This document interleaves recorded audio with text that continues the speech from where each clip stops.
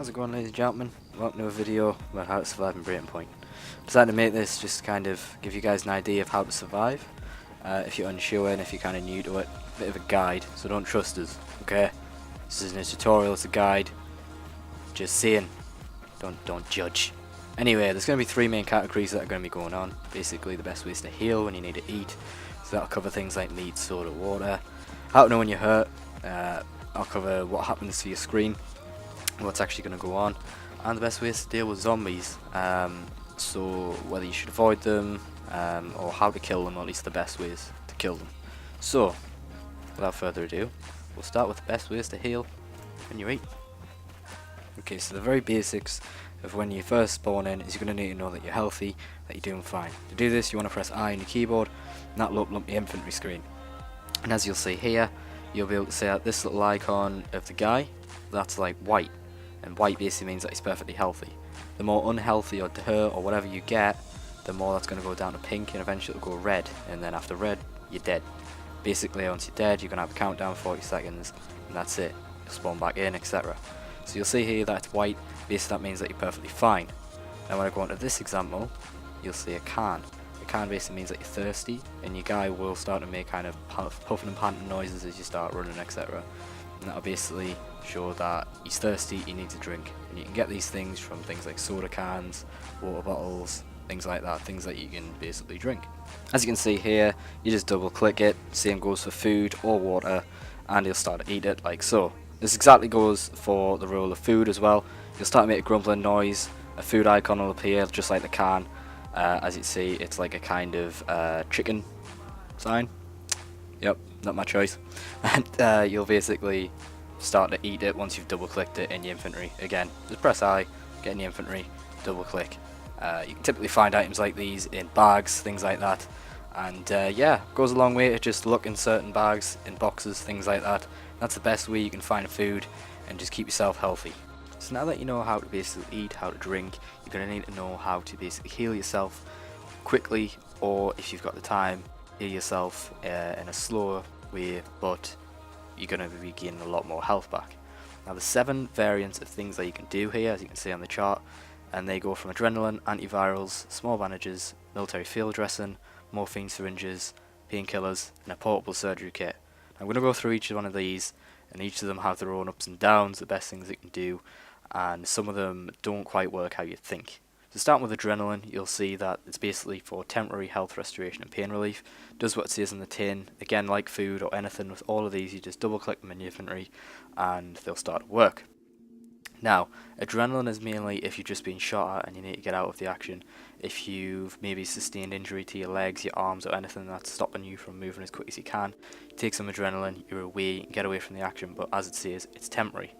Now, antivirals, they're basically going to be for when you are going to start shaking. You're going to start shaking about if you've either been hit by a zombie or you've ate infected meat, which you can get from gutting zombies, but you need a knife for that.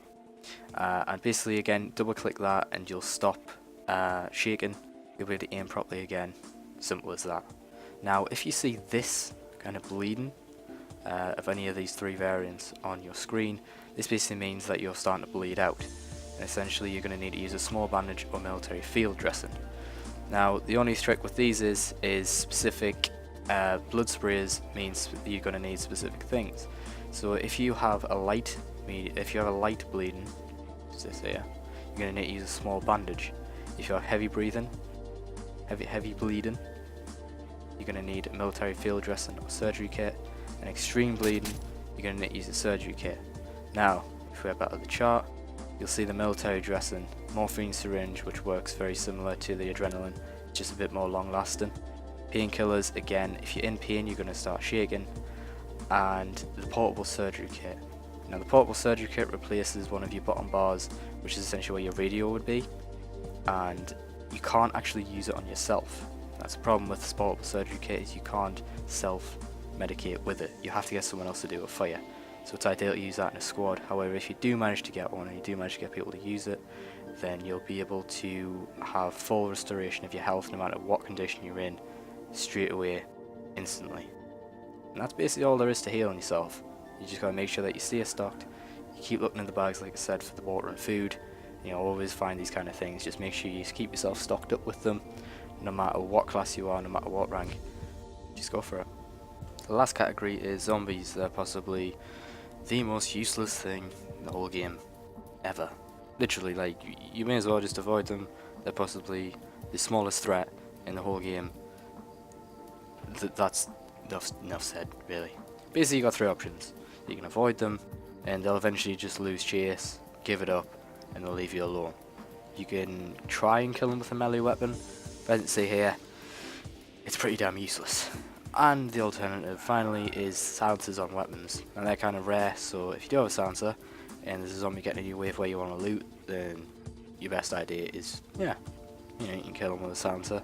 I personally currently have a silencer on my pistol on one of my playthroughs right now, and it seems to be very effective against zombies. People don't hear you, because the last thing you want is to use your main weapon, which might not have a silencer, and attract attention to yourself. The whole game is to avoid attention to yourself. Shooting at a zombie, it doesn't gain any points in any way, and if anything, it's just going to have a negative impact on you, because you're going to have people looking for your shot. Next thing you know, you're going to have players on you and shots at you constantly. So the best thing is to avoid them. Don't use melee weapons, they're pointless, and use the silencer when you can. That's all there is to it, really. So if you have any kind of questions, or if there's any things that you want us to cover more, leave it in the comments down below. And yeah, I'll be releasing another tutorial at some point to do with the point system and ranks and things and how they go on. But that's basically the survival, how to survive, best ways to heal yourself, etc, etc, and how useless zombies are. So yeah, thank you very much for watching.